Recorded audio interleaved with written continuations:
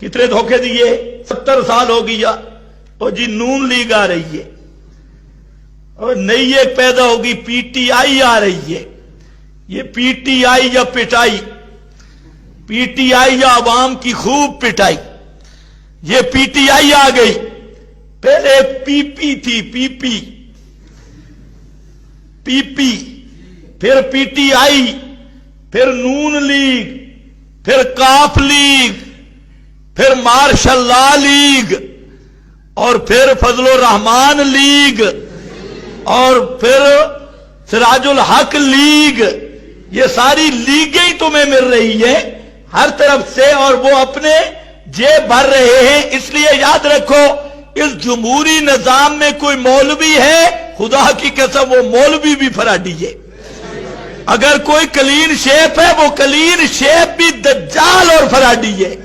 ये तुम्हें धोखा दे रहा है। जब नज़म ही इस्लाम, कुरान और मुहम्मदी नज़म के मद्दे मुकाबिल है, जिन्होंने नज़्मे मुहम्मदी, निज़ाम मुहम्मदी के साथ बगावत की है, वो कभी आपके वफादार नहीं बन सकते, चाहे वो कलीन शेब की शक्ल में आए या मरियम नवाज और मौलाना फजलुर रहमान की शक्ल में आए।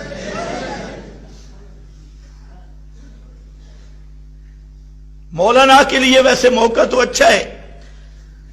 हमारे वजीर आजम साहब ने तो रिकॉर्ड कायम किया है वजारत उज़्मा के बहाने से।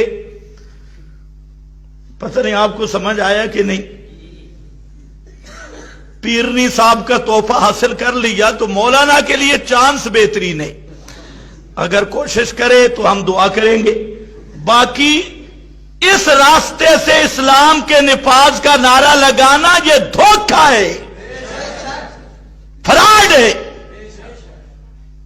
जो तरीका ही गलत है। एक आदमी कह रहा था जी फजलुर रहमान ना होते मदारिस न रहते। मैंने कहा मदारिस पे जितने जुल्म होते ही फजलुर रहमान की वजह से। दीनी तबका पर जितने जुल्म होते ही फजलुर रहमान की वजह से। पता नहीं ये मुल्ला कैसा बुज़दिल है। ये बड़ा काम है जी। वो कौन सा काम है, वो हमें भी बताया जाए कौन सा काम है। कि जो बेईमानी की इब्तिदाई दस्तखत होते हजरत साहब की होती। काम बड़ा है। वो एक बेईमान कह रहा था मौला फजलुर रहमान साहब नबी पाक से घंटा घंटा मशवरा करती है। धौर लानतिया, पैगंबर को भी साथ ले आया कि मरियम नवाज के साथ कैसे बैठना है, रायबेंड कैसे जाना है, और बहरहाल इला आखिरी, चूंकि मिंबर है इसका लिहाज करते हुए मैं पूरी तकरीर ये अदब कर रहा हूं। वापस आ जाओ। तौहीद काली कापी नहीं। कौन सी तौहीद होगी? हाली। तौहीद हाली हो तो फिर तेरी हर अमल से तौहीद का रंग ज़हर होगा। सिबगत अल्लाह। यार कम अज कम ये कर लो, अपने घरों को तो रस्म और रिवाज से पाक कर लो, बिदात से पाक कर लो, अपने वजूद को तो गैरों की तादीब से पाक कर लो, अपने शादी ब्याह को तो हराम रस्मों से, बिदतों से पाक कर लो, बिदात और रसूमात इनसे पाक कर लो। कम अज कम ये कर लो। अपने चेहरे को तो अंग्रेज की लानत से पाक कर लो। चेहरे पे तो मेरे नबी की सुन्नत आने दो। कितना खूबसूरत चेहरा है और लगता खूबसूरत दाढ़ी की वजह से है।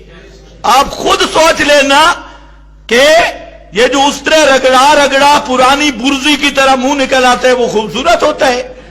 तो दाढ़ी रखने से जो अल्लाह ने इज्जत और जीनत दी है ना, ये उस्तरे रगड़ाने से नहीं होती। और ये तो ऐब लोग समझते थे। आज भी वो हमारे वजीर आजम ने क्या कहा,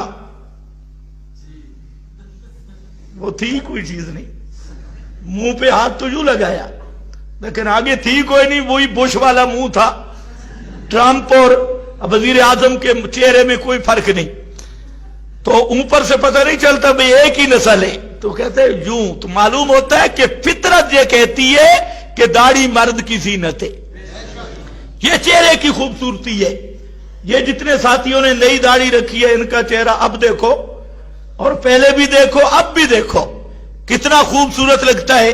پھر یہ بھی مہربانی کرو درمیان میں نہ کاٹا کرو کیونکہ مودودیت کے ساتھ مشابہت نہ بناؤ. تو میں کہتا ہوں داڑھی منڈانا یہ گناہ ہے اور خچ خچی رکھ لینا یہ بدعت بھی ساتھ ہے. گناہ بھی ہے بدعت بھی ہے. اس داڑھی کو آنے دو اور پھر دیکھو کیسے آپ کے چہرے کی رونق بڑھتی ہے.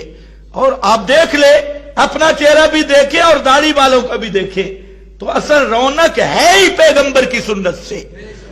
تو اس لیے آپ ہی وہ لوگ ہیں جن کو اللہ نے مسئلے کی سمجھ دی اور آپ نے یہ کوشش کرنی ہے کہ کال سے حال بن جائے. جو توحید زبان اور دل میں آئی یہ توحید پورے وجود پہ پھیل جائے اور اللہ کا وہ رنگ آپ کے وجودوں پہ ظاہر ہو اور اللہ میرے اور آپ کے اندر وہی جذبات پیدا کر دے جو نبی کے صحابہ کے جذبات تھے. وہی رنگ پیدا کر دے.